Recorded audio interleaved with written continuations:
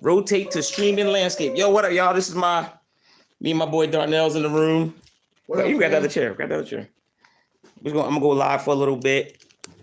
Talk about some more AUX stuff. I'm in my studio, the Green Room Studios, and I just got inspired because we just started like literally listening to some AUX in the 90s. Like we was listening to some John P. Key, some Hezekiah Walker, some Fred Hammond, some Kurt Franklin. Like they had some hitters, hitting bands. They had some hitting like it ain't even let me grab this let me grab this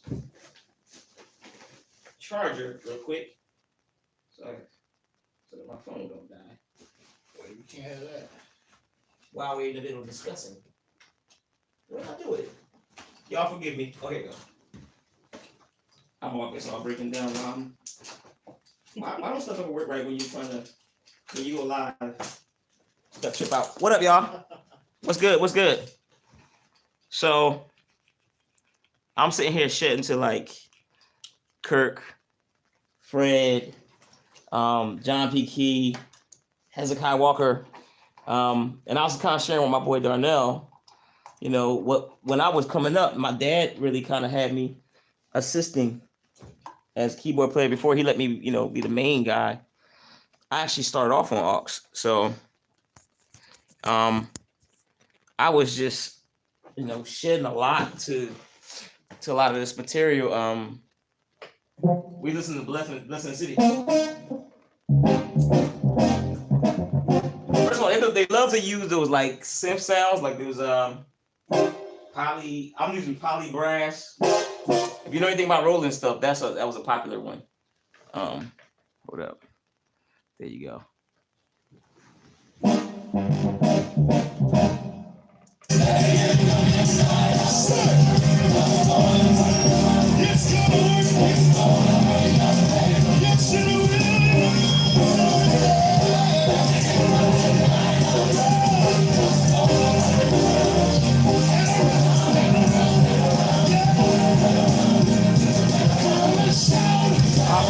Oh yeah, I remember this. Yo, this is some records.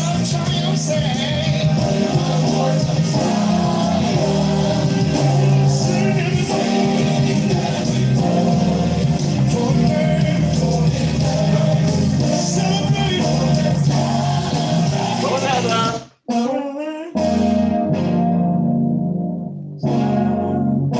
Oh yeah. Yo, didn't they hit so hard back in the day? Like we were just doing like Any Way You Bless Me. Remember I was telling him I had to learn all those parts. Like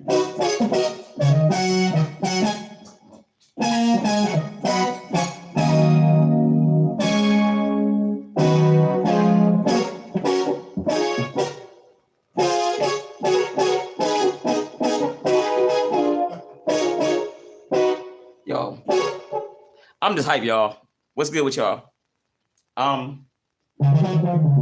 Want to thank y'all who have joined me for my colors, which is, you know, a new series dealing with playing auxiliary keyboards and different sounds and stuff like that. Utilizing, you know, utilizing sounds, and there's different ways of approaching the auxiliary. I know mad dope players that like literally have their approach, their different sounds, their different gear that they use. For me, you're seeing some of the stuff that I have in my studio.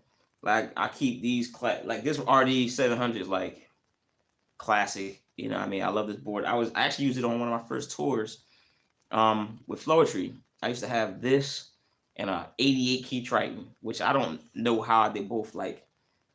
288 keyboards. It was like my wrist was burning every night. It made me a much stronger player. But and I got some other gear in the sanctuary in the church.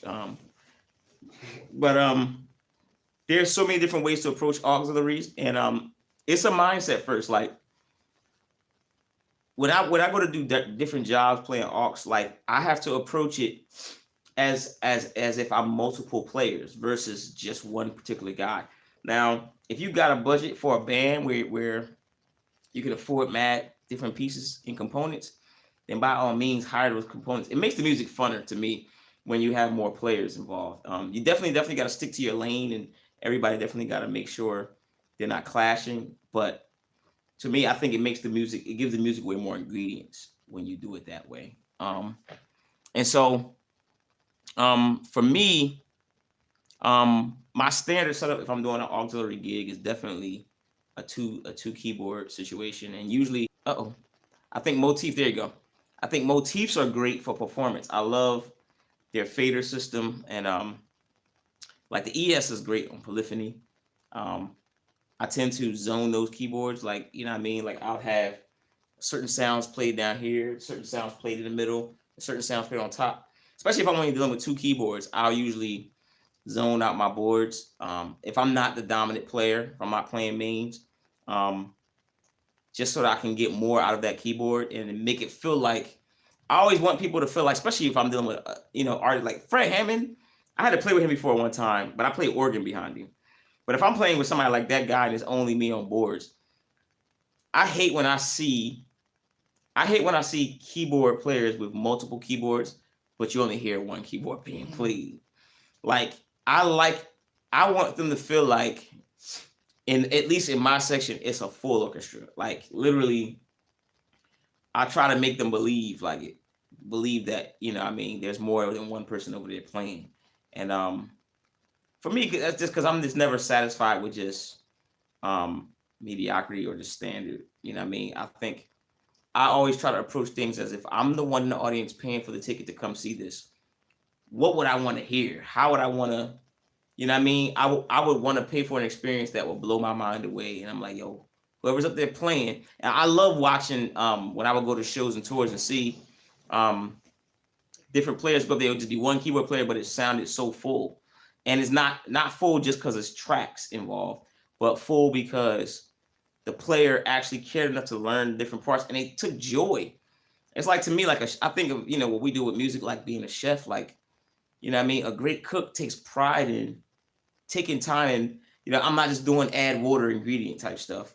Like, a great chef is like, yo, I'm gonna beat these eggs, I'm gonna put the milk in, give me this nutmeg, I'm gonna cut this up. Like, they take joy in actually breaking down and doing all of the work that goes into making the food what it's going to be, and it also helps. It's a part of your fingerprint. The more you are involved in what you do musically, it speaks to who you are, and you know what I mean. And I mean, I've been able to develop a sound working with Ty Tribbett for 10 years. I was with him for a decade, and in the time that I was working with Ty Tribbett, the whole Philly neo soul thing was taking off. So I got to work with Music Soul Child, Floetry, Vivian Green, Glenn Lewis, Jeff Bradshaw, Eric Robeson. It's a host of so many other artists, Lady Alma, different people with, Kindred. I forgot I played with them before. But all of those things gave me the roots. All of those things gave me mad ingredients to my skill set. And working with different players, like people like James Porter, those dudes take pride in the details of what they do. Junius Burbine takes pride. Dana Saray, those dudes took pride in let's play the right sound for the right song. For me, when I was coming up, I was spending a lot of time learning how to chop and run and lick and all that stuff. But and it helps to know that stuff now. But we were listening. I mean, we was going, man. First of all, this is my boy Darnell, one of my partners and one of my homies. Family, he's also another musician as well. He plays keys, but he's also a horn player and arranger as well. So we was just like literally, I'm like, I don't know why I didn't go live sooner. I wasn't thinking. We just got into a nostalgic moment where we was literally going through and listening to Fred, John P. Key, Hez. And I'm talking about, I'm not in no disrespect to anybody. Like, I'm literally not throwing no shade, but I'm just saying, when Fred was at his peak, when he was doing like Pages of Life, or John P. Key, we was listening to Strength, when he was doing Mighty God, and he added Outstanding to that thing, like the way they grooved the smack out of that, like listen to the sounds. And I was listening to all those records, Hezekiah Walker Live in New York by Any Means, I'll Be Satisfied. What's the other one we was listening to? How Much You Can Bear. How Much You Can Bear. Those records. 99 and a half on Do. Like, I'm specifically talking about the auxiliary work. It's usually easy to point out the rhythm section, the foundational parts, the piano, the bass, the drums, the guitar. It's usually easy to point those parts out. But when I was pointing out to Darnell the different parts on certain songs, he was like, yo, I never heard that before. I was like, that's like the art, but you felt, my fault. If you took the auxiliary parts out of those records, the music would have been drastically different. It'd have been a lot emptier. And auxiliary has the adult responsibility of sometimes being felt, but not necessarily heard all the time. Because a lot of times when you get some mixes back, some of those synth auxes are mixed down, panned over, you know what I mean, tucked under, you know what I mean? Like, and I know a lot of times when I do different records for different artists, it tends to be frustrating if I'm not in the mixing session or if I'm not the producer per se. A lot of times the aux work that you do tends to get lost in the mix. But even still, if you were to take that stuff out of the records, it would be greatly felt, and you would be like, why does it feel different? Why does it feel thin? Why is it? And a lot of times the auxiliary work is holding up the music under, and it creates dynamics as well, because auxiliary is not always playing all the way throughout some songs. Sometimes you popping up, like what song we were listening to? Blessing the City, right? So Fred does, you hear the main cast is like,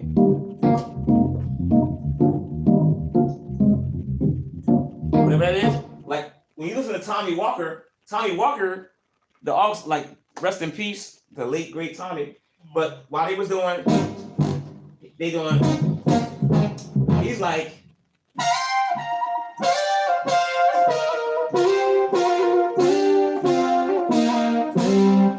doing that underneath that, and you're not even like, sometimes it can go unnoticed, but it's a part of the feel, it's a part of the vibe.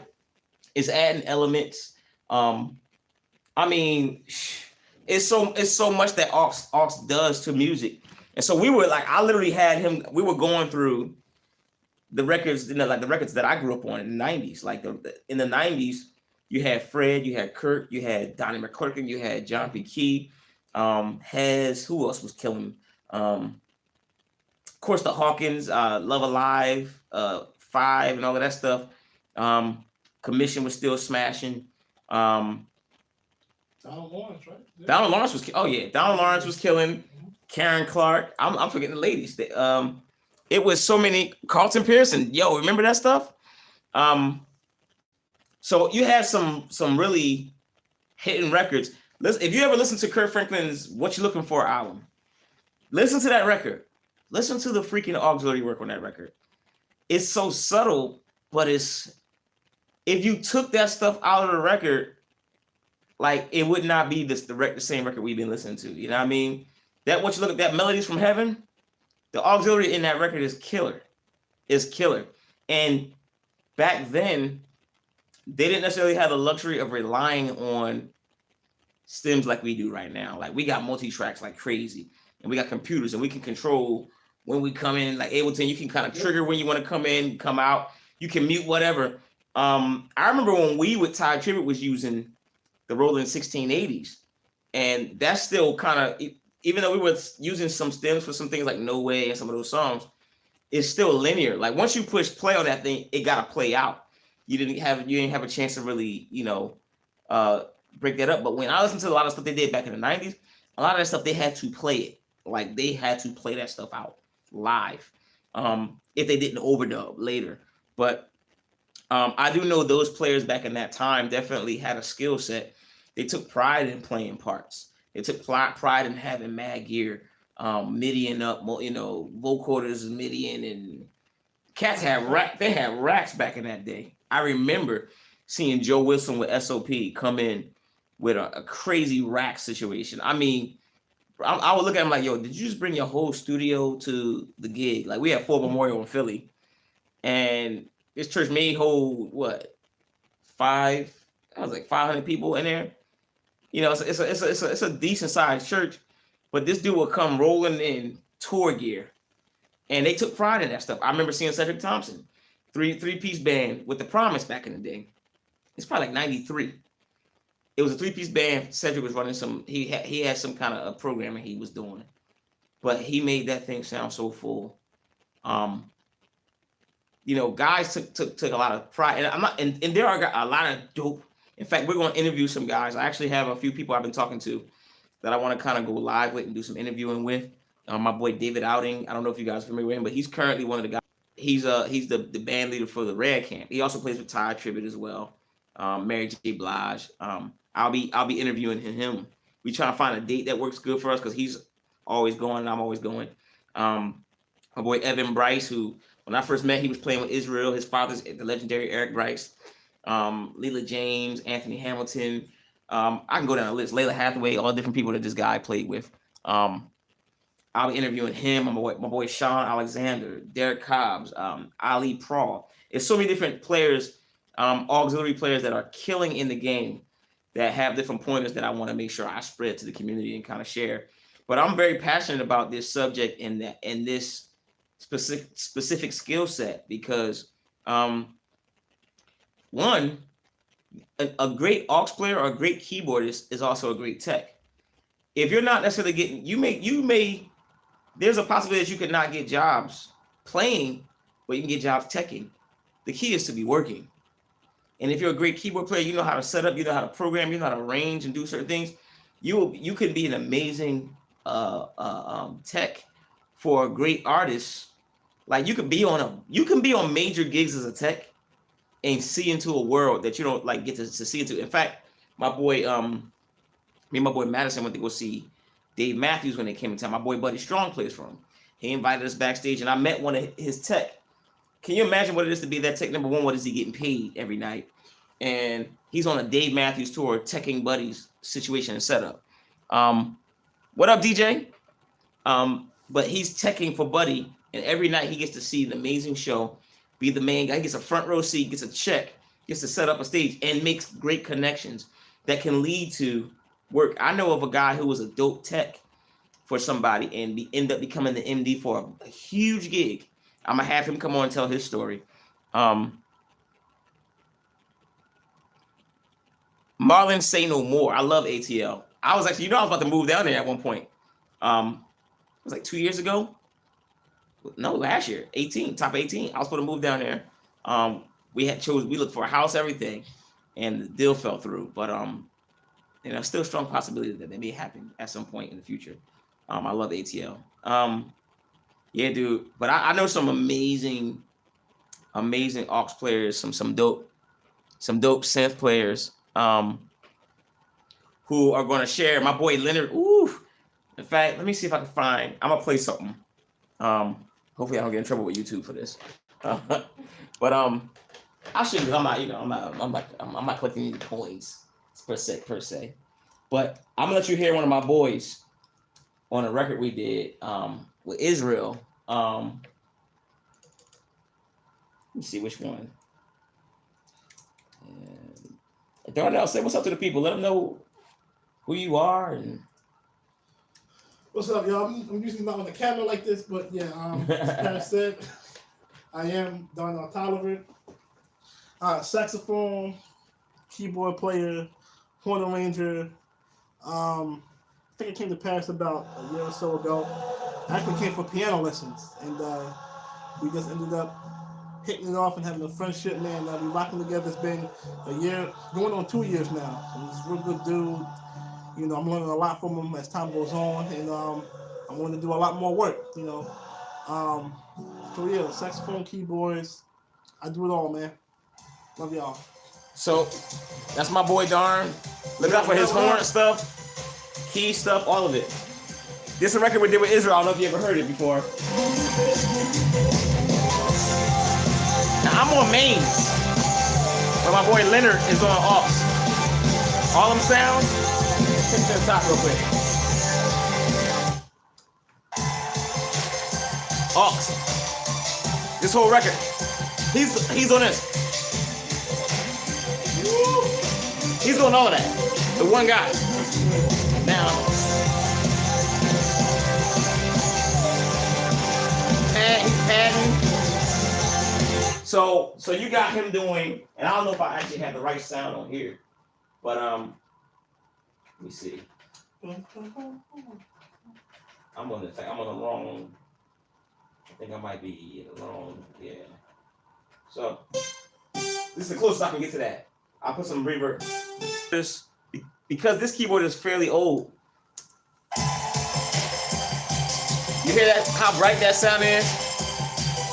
And it's almost watery. It's bright and watery. Now I'm using a poly rock. So it's not exactly that, but it's close enough. But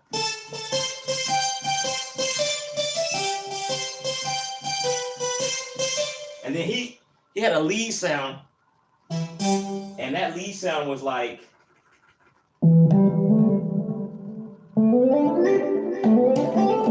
it was like on his right hand he was playing the line, and then on his left he was going. I don't know how he did it. Like, and then went to then he had some other keyboard where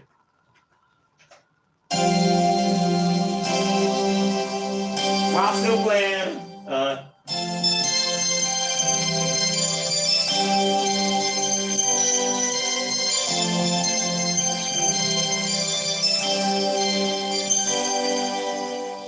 and then he went to some what's the other sound he had? Yo, he had about 4 sounds. I'm just giving you a close but it wasn't bright. It was a really warm sound.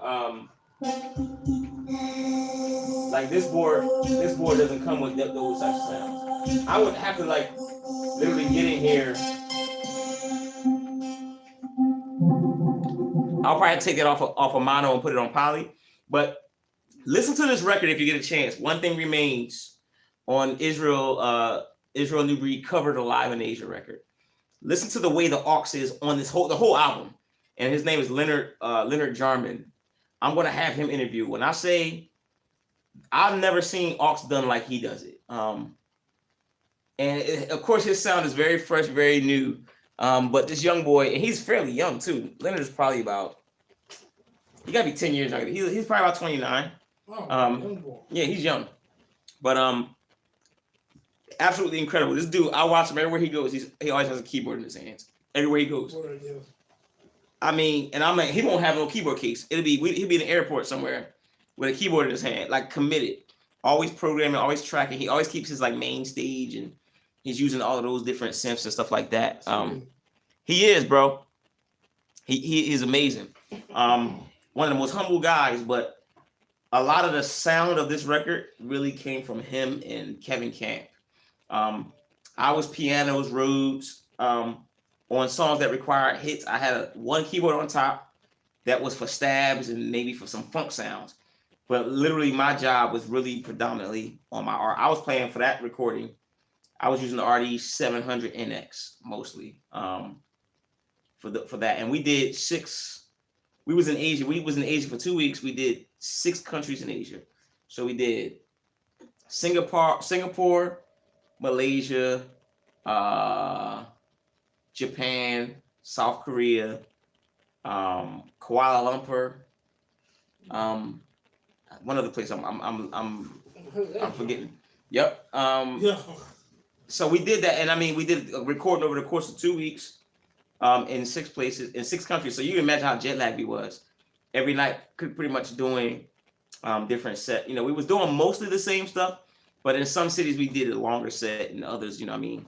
The majority of what you hear from this recording is probably from Singapore. Okay, that's my alarm. The best keyboard for aux, I would recommend Roland Phantoms. Roland Phantom, you can get the X series or the G series. To me, and I'm hearing the new Phantom series is crazy. So I haven't played it yet, but what I'm gonna do is I'll be doing NAMM in January. I'll go do a review for you guys. And I'm gonna just be going around and check out Mad Gear anyway. But I'll be there with Nord. I gotta perform 2 shows at NAMM with Nord. And Nord is killer as well for aux. If you want to get into some, I mean, their stage, you can use their Nord stage, their electros. I do like their stage better because their stage has the pitch bender and all that stuff, and the wheel. You don't have that with the electro. So I would do that, or you could do the Nord leads. They got some amazing synths, and it has an analog. That thing is crazy. But my workhorse board is usually, I have a Phantom X7, and they're in color.